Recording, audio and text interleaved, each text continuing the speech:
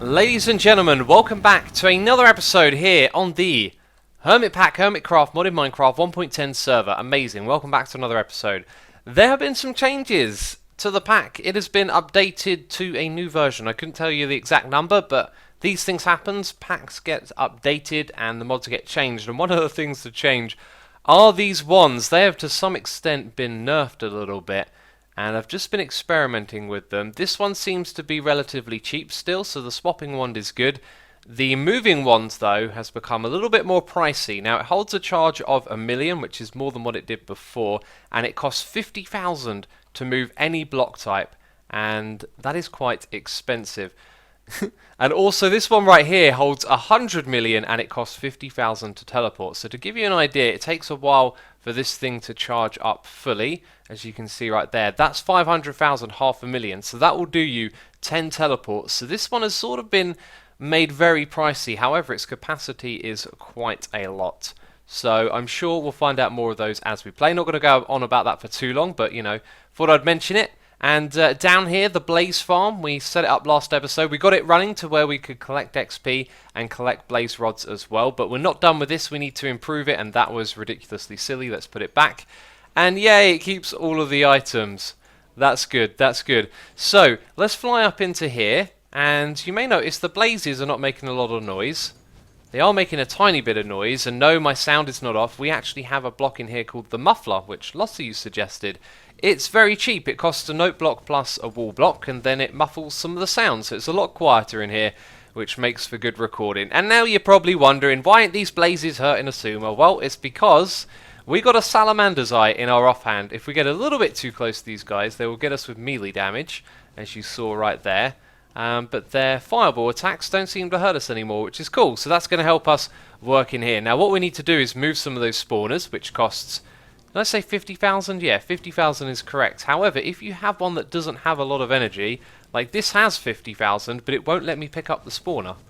It will tell me, not enough energy. But if we use this one, what are we at? 521, so let's take that, and now we've gone down to 571. So it cost 50,000, but we needed more energy in it in total. So now I have to use one wand at a time, and I don't know where to go and place these blaze spawners. What I should probably do is just dig a tunnel that goes off over here, far away from where I'll be activating the spawners, and drop them off down here, and then we won't have a problem with the blazes. Well, that works out really well. They can't spawn anywhere because of these torches, which is good. And of course the rest of it is just surrounded by stone and whatever's found underground. So yeah, this area is now nice and clear for us to work on it. And by the way, you need 250,000 on your wand to be able to pick up the block to begin with. What we're going to do now, though, is actually break some of this down here, because we're going to... Well, yeah, that would happen if you stand on top of the block that's trying to attack the blazes. I'm not a blaze, but it will hurt me too. And now I'm poisoned. Great. Time to eat some toast. And definitely don't walk over it again, or we might be dead. We're going to change what's inside of that. Did you see the item get sucked up there into the vacuum chest? That looked really cool. We're going to build something from Tinkers. We're going to make another Tinker's tool. And in the last episode, I made this thing. And if you were watching and you were thinking, man, X really knows his stuff, so good at modded, that sword's great. A lot of people commenting, letting me know that I probably didn't do this in a very good way, and learning a little bit more about how Tinkers works. Yes, I probably made some mistakes, shouldn't have made it with paper, could have chosen some other things to do with that as well. So we're going to try our hand at it again, and we're going to build a scythe, and a scythe will attack a 3x3 area, which means we won't need to use these pusher fast conveyors, which means the vacuum hopper won't have such a hard time picking up the items, because if the items are on this thing and it is pointing away from the vacuum hopper, I might be able to demonstrate this. Let's throw a little bit of toast on it. There you go, we're in range of the vacuum chest, and these things are pushing them the other way. I'm pretty sure this wouldn't be good for the server. It's trying to send the items in that direction and then bring them back over here again. Let's just put that back down to normal. So this will probably be a little bit more efficient to use a scythe. And that means that we're going to go upstairs and make a Tinker's tool. But I wanted to say, I think we should make it our focus where we can this season to try and use more Tinker's tools and get more into that mod, because I think it's really cool and really flexible. But I will gather some of the parts and we'll see what type of scythe we're going to make.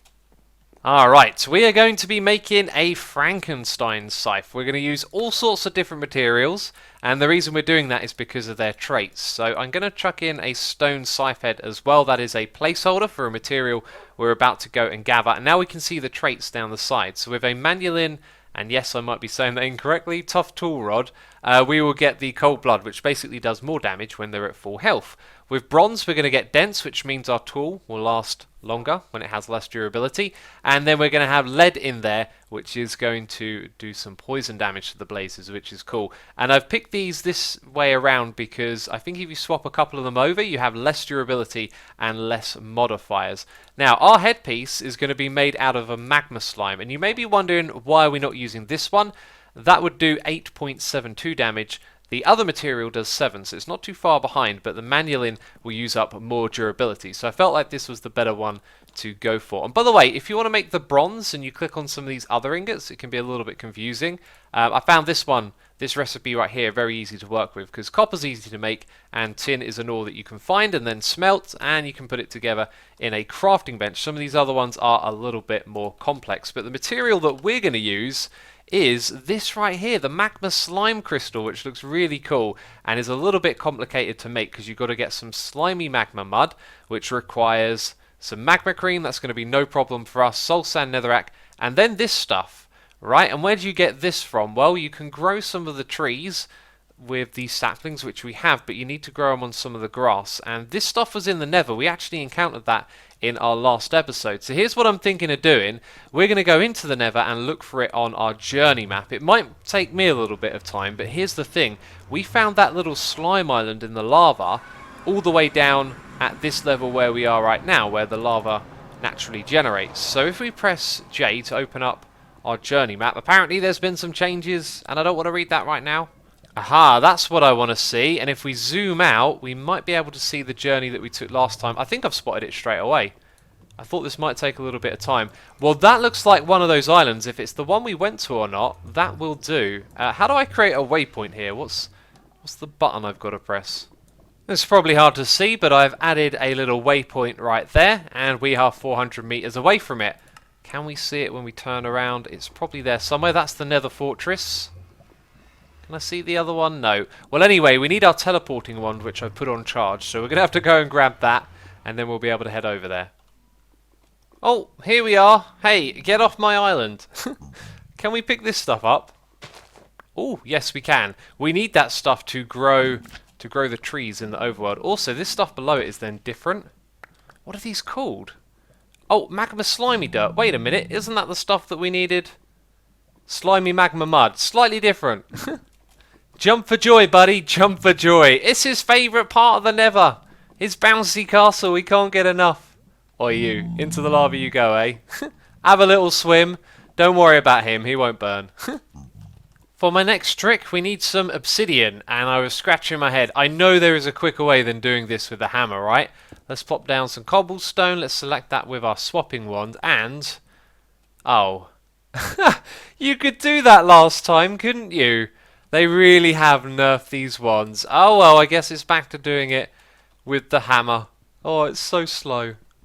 What's going on with my hotbar here? It's all jumbled up. It turns out the pause music button on my keyboard also jangles up my inventory, which is really, really odd. Anyway, let's go and make that scythe. Let's go and make that scythe already.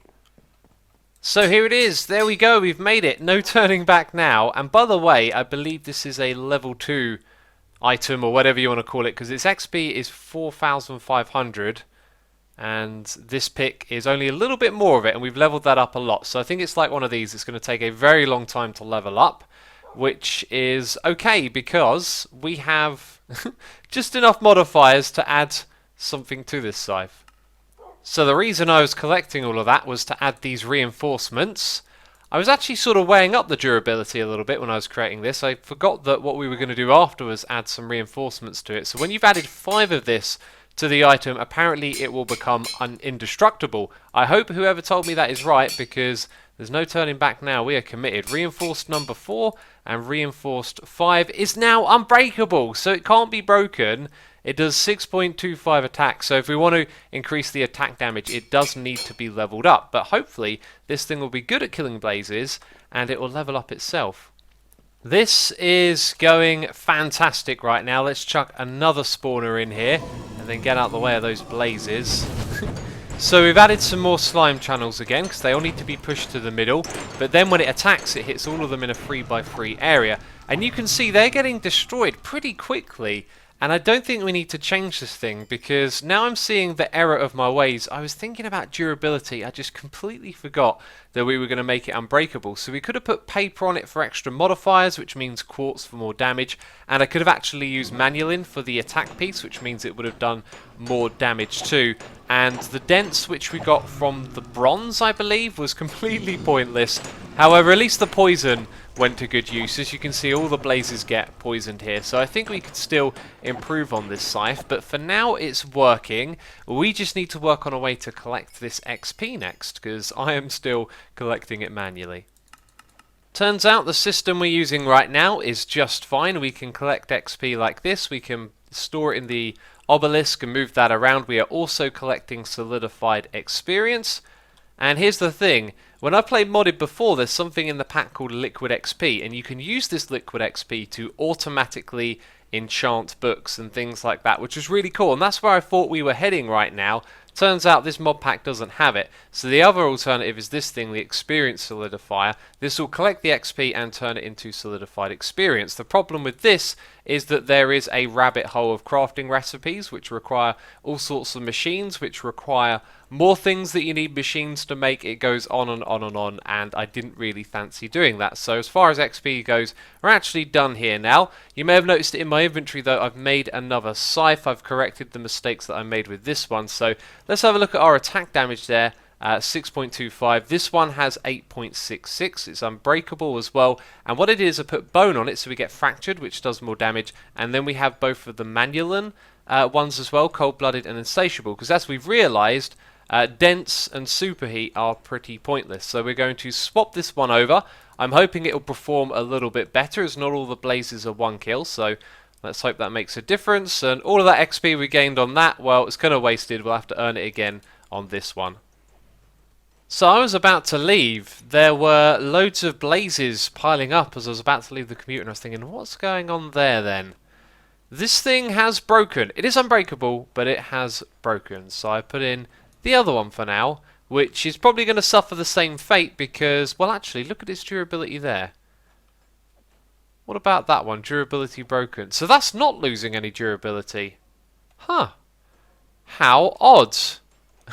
Isgal was telling me it's a bug with the machines, but there you go, you saw it, that one wasn't losing any durability, so maybe it was the best scythe after all. All those people commenting saying, oh, you're silly, you should have done it with the other materials. Well, now you've seen. And if we do this, by the way, you can see the durability goes to 697, so why don't we do that? Why don't we repair that a little bit? It's unbreakable, but you can see its durability, strange stuff. And we will go and try this and see if we can see the numbers going down. Look at that, as soon as you swap it over, it goes down. That might actually be the manulin because the attack does more damage to the durability. So this was sort of better, but I perhaps made a mistake with the main material there. Although you could consider that a bug. Anyway, looks like we're going back to that one. And now I can do my AFK session. I forgot to talk about this as well, actually. I've installed some pipes underneath here. They go into these small storage crates. And in these bottom ones right here, we have item filters. So when you put that item here, this item filter appears. You put in the item that you want to go into it. And now they are all sorted. So we've got a whole bunch of blaze rods, molten cores, and our stored experience there, all neatly organised. So I've been looking at what's possible with the blaze rod. There are a lot of crafting recipes. Some things I went into another world to try out. We got this spawn detector right here. If you right click on a block, it will tell you what can spawn there. Kind of useful. And then this one right here, the prospector. When you click on the side of a block, it's going to scan 16 blocks in a straight line and tell you if there's any type of ore there, which I felt was not particularly great addition. This one right here, the piston scepter, is fantastic, and it looks like someone is coming by to say hello. It's false! I knew it was false because she's the only other one online at the moment. It's just the two of us. And she's got flight as well. It looked like she had some different wings to what I've got. If you don't or do know it, the angel ring can be crafted with different wings on it.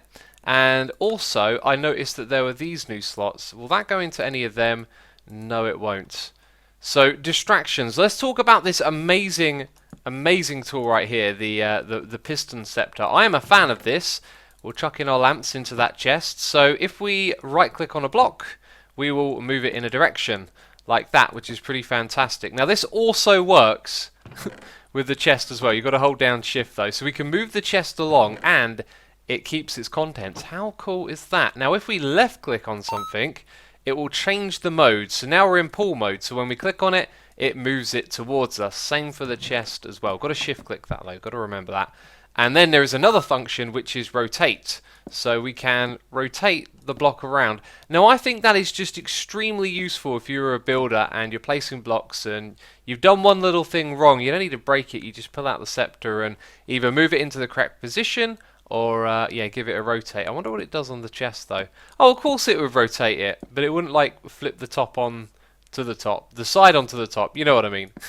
Like with the log here, it can go to the top. So amazing tool right there. What other ones do we have? Oh yeah, let's put down the blazes and have a look at them. The blaze lamps. This one's from cork, pretty good, based on the sea lantern. The recipe is quite similar. And then you got this blaze lamp as well. Both of those really nice light sources. This one is slightly more expensive, although it's going to be cheap for us. And the other thing you can craft with this, you need ice and ender pearls, is ender water. I think this is awesome. Let's throw it. There goes the item, and bam, it lands over there, and it drops down some water, and now I'm griefing someone's area, right? I sort of threw it into an open space. Looks like we just destroyed a torch. Oh yeah, it's not raining right now, but there's also this rain shield, and I looked it up. What it does is it stops rain appearing. You can't hear it, you can't see it, there's no particle effects in a 5-chunk radius around it. So if we plop it down in the middle of our base somewhere, I don't know, just there for now will do. It means we should never see rain again, which is a very nice feature. Do you remember how we went to the end to get those Enderman heads? I completely forgot about that. So let's go ahead and craft this block. It is the soul binder, used to convert the type of a broken spawner. Guess what I've got in this soul vial? That's right, a cow, because we need ourselves some leather if we're going to make books, do some enchanting, and get ourselves the best gear that we can get, vanilla style, sort of, because there are some modded enchantments as well. I've not used this thing in a long time. It probably needs power, right? But you put that there, yep, you put that thing next to it, and it's going to convert it. Oh, does it also need use player XP? Why not? There you go. Now we've got to power it. But yes, it'll turn this cave spider spawner into a cow spawner, which we can then use in our powered spawner. Hey, this thing sounds really cool as well. Like there is a deep rumble from this machine, and it's powering the one above. This is extremely slow. With the Torturino, it's taken us a while to get to 10%, but check it out. The block is slowly rotating. I love that. What a cool little feature. And I really like the faces on each side of the block. That sound, man, that sound is slightly creepy.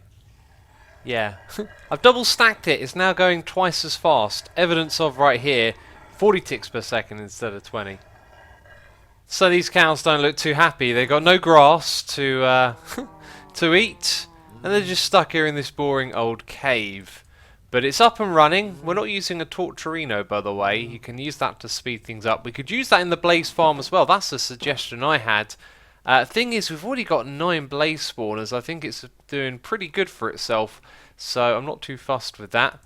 Anyway, coming back into here, we obviously got to make a nice little farm for this. And I haven't really thought about how we're going to get the cows to a single point. Probably just going to use the slime stuff again, right? I mean, we could pretty much copy the layout of the Blaze Farm. It just doesn't have to be as tall. We'll be able to turn this thing on and off, you know, using redstone as well, wireless redstone perhaps. And we just got to get them all to a single point. And then I'm thinking we'll kill them with a Tinker's Tool again, but that could have looting on, and we would get a lot more from these cows. Now we really don't need looting on this one over here before you say it. Look at how much stuff we have collected. Insane amounts of items right there. But with the cows, we're only spawning a few every so often, and it's also costing us a lot of fuel as well. Not too sure how to go about speeding this thing up yet, but here's another cool thing. That's the range right there. It's pretty much the same as a normal spawner, I do believe. It kind of looks like it goes a little bit higher up, so I was wondering if the range goes lower down as well. No, so that's 1, then 2, 3, 4 blocks. Is it actually going higher than that? No. Whereas a regular spawner would just have 3 height. So interesting little difference between the two there. It's so quiet down here in this part of the base. We're going to have to borrow this thing for a moment. A thought just crossed my mind. Wow, that thing is leveling up. This has what's it called? Superheat on it. I think that cooks or set things on fire. Maybe it'll set the cows on fire. Of course, blazes can't be set on fire. But anyway, let's chuck it in here. We got to then set it to left click, right? And it killed them all, but I saw poison and I didn't see fire. And all of those things would have been... Something's been cooked. That might have been me killing them a second ago. So yeah, this will be the farm setup, and notice how similar it is to the blaze one. That is not a coincidence, that is me making a decision here, and I figured, why don't we make them sort of all the same, except a couple of things are slightly different. So the walls are made out of the marble, but they've got the same zigzag pattern, and the glass here is just a different texture from the one we used in the other room. So each room in its own way is slightly unique, and we've still got more to do in here. And also, why... Oh, I know why. I've forgotten something, haven't I? So the reason that there's slime channels here as well is because you need something to push into the middle. That won't work. Let's try that. Will that get you? There you go. So when one's in the middle, it's going to get hit. So you still need these slime channels to push them into the middle. But there you go. And that's just 2 things that we've set up farms for.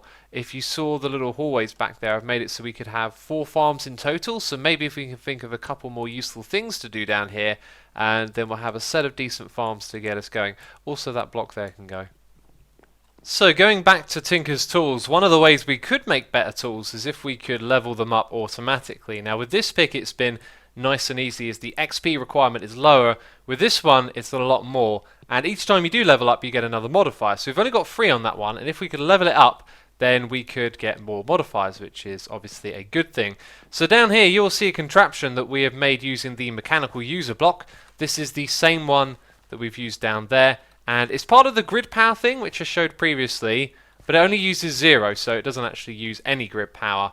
But here's the thing, what we can do, let's put this on to be on always, is we can put a hammer in here and it will mine the blocks. And the other thing that this can do is it can pick up blocks as well. Now when it runs at the moment it's a little bit laggy, as you can see, but the idea is that each time we break it all of the blocks will just pop off and we can pick them up with a vacuum hopper, put them straight back into the mechanical users. So these are forever going to be placing blocks in the space in front. Look at that. The timing is different for all of them, by the way. It probably is related to the order in which I place them. You know, if we place them all at the same time, I imagine they'd all pop off at the same time. But anyway, it's a pretty simple system. I think it can be refined by maybe upgrading the way it puts items into these. And also, we don't need to fill up all of this, but it's cobblestone, you know. It's going to use the top left slot, so we could put in other items that are renamed or something like that. But that's the general idea. I will leave this thing running, but for now I'm just going to turn it off because it causes a little bit of lag. It's also actually pretty poor at picking up items. If we go and turn down the range of this, let's make the range visible, you can see sometimes the items like to sort of fly off to the side and get outside this range. We might not see that right now actually, but trust me, it happens, and so this thing needs a little bit of work. But if it's good, what we can do is make a little room for it somewhere and have it there to use. Now obviously this thing is eventually going to break, but then we repair it, so it costs materials to do this, but you know, you're going to automatically level it up, so you can leave it running and come back to it another time. Anyway, you may have noticed this area has changed. Just like the other side, we've got a little open area, and we have some ores in here as well. This is it bauxite ore and copper, and yeah, this room has basically been sorted out. I've also sorted out the way that we get down to the area down below. We're simply going to fly up and down here. This looks seriously cool. We have some blocks in the corner which I believe are factory blocks, then stone and mechanical blocks which create this spinning fan animation, and on 3 of the sides, this one right here is one of them, there's a faulty one which occasionally breaks down like you see just there. So nice little detail to have. And then when it comes down here, you can see it goes around these blaze lanterns. I think they mix together really well. Then we have this Tyrian material on the floor, that's fine, and then the stone continues on the top. That's the bottom of a fan, this block right here. It looks pretty cool like that. And then we have these light sources. So this is from the illumination mod. You probably saw us do that in the Blaze Farm. Yep, we put some down in there, and so we just got those to illuminate this corridor right here and the bits down the bottom. And it doesn't link up too well to this farm. I think maybe what we need to do is take this block and have it sort of wrap around this space, and then it will transition into that area better. But it's a nice way to lead to our farms, and our farms are all going to be symmetrical as well. So this is going to look really, really cool, I think. And the cows here, yeah, having a good time being farmed. Let's have a look. Oh, we got loads of leather. Wow, excellent. Let's grab a few stacks of that because we're about to make a lot of meat. And we're going to meat a lot of books, and then we're going to enchant those books, which will probably use a lot of lapis, which is something I need to mine more of. And of course we can get our paper from over here. Just hit the switch. Sugarcane on demand. We've already got more than enough. Let's turn that off then. Excellent. This certainly feels like the way to go for our armor to now. Yes, we're doing it the vanilla way. I'm sure there is some modded armor that's better. But we're getting some Unbreaking 3, Protection 4, Fire Protection, and then some ones that I haven't heard of like Withering and Launch. So I need to find out what those do. Here's the thing though, it's not quite that straightforward because you don't want to take all the XP at once, because 3 levels of 178 is worth a lot of other levels. So let's take 10 levels, and you can see we've only gone down by 1 there. So if we took them all out, basically, you know, the 3 levels of XP that it takes here are going to ignore how many you've got in total, like, or how much those 3 levels are worth. So you want to do it a little bit at a time.